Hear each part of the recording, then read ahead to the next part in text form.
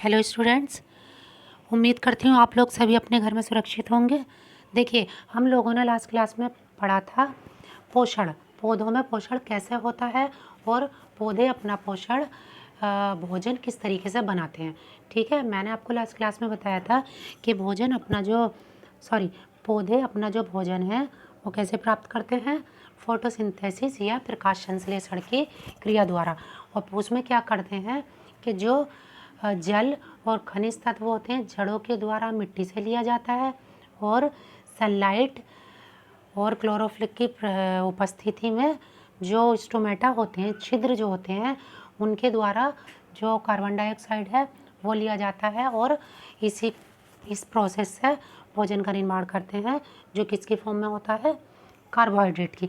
अब देखिए, हम लोगों ने ये देखा था कि कुछ जैसे भोजन भी दो तरीके का होगा। जो खुद बनाएंगे वो पौधे क्या कहलाते हैं, स्वपोषी। लेकिन कुछ जीव या पौधे ऐसे हैं जो डायरेक्ट अपना भोजन नहीं बनाते, उनको क्या कहते हैं, विषमपोषी। अब देखिए, जैसे हमारा टॉपिक है पादपों में कार्बोहाइड्रेट के अतिरिक्त अन्य खाद्यों का संश्लेषण। जैसे जो प्रकाश संश्लेषण की प्रक्रिया हुई उसके द्वारा पादप कार्बोहाइड्रेट का संश्लेषण करते हैं और कार्बोहाइड्रेट में कार्बन, हाइड्रोजन, ऑक्सीजन से बनता है। मैंने आपको बताया था C6H12O6, तो क्या हुआ, कार्बन, हाइड्रोजन तथा ऑक्सीजन। इसके अलावा अगर हम लोग देखें, प्रोटीन भी तो पाया जाता है। प्रोटीन भी तो हम लोगों के लिए ज़रूरी होता है, प्लांट्स में प्रोटीन की भी तो आवश्यकता पाया जाता है। लेकिन प्रोटीन क्या है, एक नाइट्रोजनी पदार्थ है जिसमें कार्बन, ऑक्सीजन, हाइड्रोजन के अतिरिक्त नाइट्रोजन भी पाई जाती है। प्रोटीन में कार्बन, हाइड्रोजन और ऑक्सीजन के अतिरिक्त नाइट्रोजन भी पाई जाती है। पादपों को नाइट्रोजन कहाँ से प्राप्त होगी? ये क्वेश्चन बनता है कि पादपों को नाइट्रोजन कहाँ से प्राप्त होगी। हम लोग देखेंगे कि वायु में नाइट्रोजन गैसीय अवस्था में प्रचुर मात्रा में पाई जाती है, लेकिन पादप उसको उसी रूप में अवशोषित नहीं कर सकते, मतलब वो उसको उसी रूप में यूज़ नहीं कर सकते। कोई ऐसा माध्यम होगा जो नाइट्रोजन को कन्वर्ट करे और पौधे उसको लें। तो ये कौन करता है? ये करते हैं कुछ माइक्रो ऑर्गेनिज्म, जैसे शैवाल, ब्लू ग्रीन एल्गी।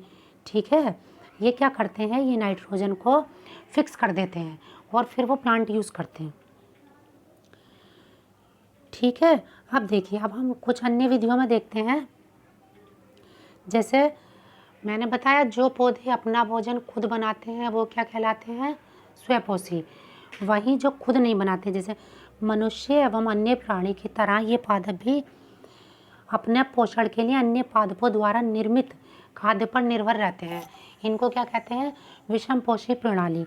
और इस तरीके के पौधों को क्या कहा जाता है, विषमपोषी या परपोषी।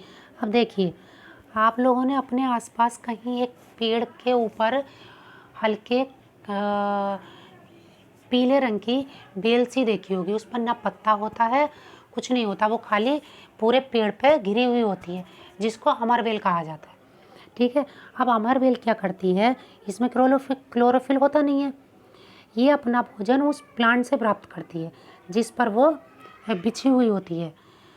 ठीक है, तो उसको क्या कहेंगे, परपोषी। मतलब वो उनसे एक तो रहने की जगह भी ले रही है, मतलब वो पूरी तरीके से उसी प्लांट पे है और उसी से वो अपना भोजन भी ले रही है। तो इस तरीके के प्लांट को क्या कहेंगे हम लोग, परपोषी। पादप परपोषी को अमूल्य पोषकों से, और ये क्या करती है, ये जिस पे रहती है उसके जो पोषक तत्व होते हैं उनको उनसे वंचित कर देती है, क्योंकि खुद एब्जॉर्ब कर लेती है। ठीक है, अब देखिए,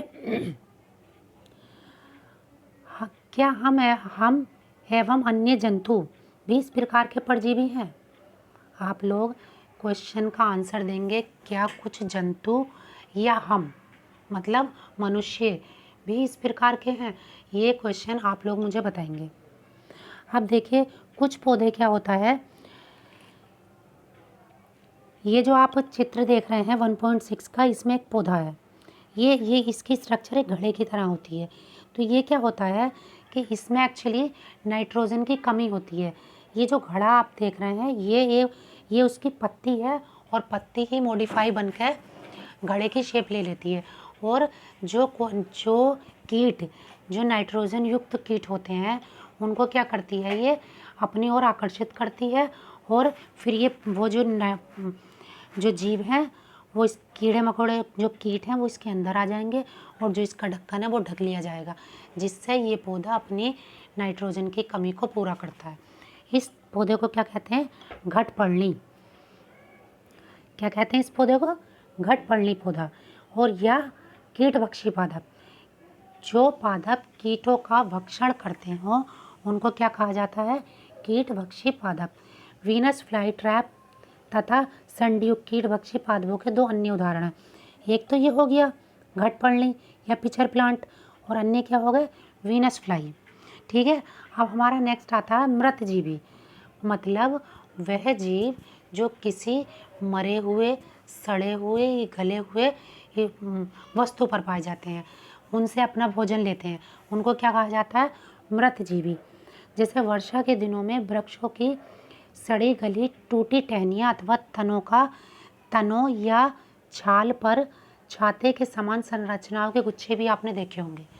जैसे बारिश होती है तो आप देखते होंगे पेड़ पे जो एक छतरी की तरह स्ट्रक्चर बन जाती है, हम लोग इसको क्या कहते हैं, मशरूम। याद रहे ये वो मशरूम नहीं है जिसे हम खाते हैं, वो मशरूम एक कल्टीवेटेड मतलब प्लांट होता है जिसको उगाया जाता है और उसको खाने योग्य बनाया जाता है। जबकि जो बरसात में पेड़ों के ऊपर छतरियाँ पाई जाती हैं वो जहरीली होती हैं और उनको खाने के लिए यूज़ नहीं करते। इस तरीके के जीवों को क्या कहा जाता है, मृत जीव। जैसे आपने ब्रेड देखा होगा डबल रोटी पे, या अचार में आपने फंगस देखी होगी, तो ये क्या होते हैं, ये सभी फंजाई हैं। इनका पोषण प्रणाली अथवा पोषण विधि भिन्न प्रकार की होती है। ये मृत एवं विघटनकारी वस्तुओं की सतह पर कुछ पाचक रसों का स्राव करती हैं तथा उसे साधारण व विलय के रूप में परिवर्तित कर देती हैं। तत्पश्चात वे इसे अपने भोजन के रूप में अवशोषण कर लेती हैं। इस प्रकार की पोषण प्रणाली को, जिसमें जीव किसी मृत एवं विघटित जैविक पदार्थों से पोषक तत्व प्राप्त करता है, क्या कहलाते हैं, मृतजीवी। यह विधि क्या कहलाती है, मृतजीवी पोषण। और इस तरीके की प्रणाली को उपयोग करने वाले जीव क्या कहलाते हैं, मृतजीवी। ठीक है, अब देखिए कुछ जीव एक दूसरे के साथ रहते हैं तथा अपना आवास एवं पोषक तत्व एक दूसरे के साथ बांटते हैं। इस तरीके को क्या कहते हैं, सहजीवी संबंध। साधारणतः कुछ कवक वृक्षों की जड़ में पाए जाते हैं। वो लोग क्या करते हैं, एक तो मतलब मान लो अगर एक कवक किसी पेड़ की जड़ में रह रहा है तो वो पेड़ उस कवक को रहने का स्थान दे रहा है, जबकि वो कवक उसको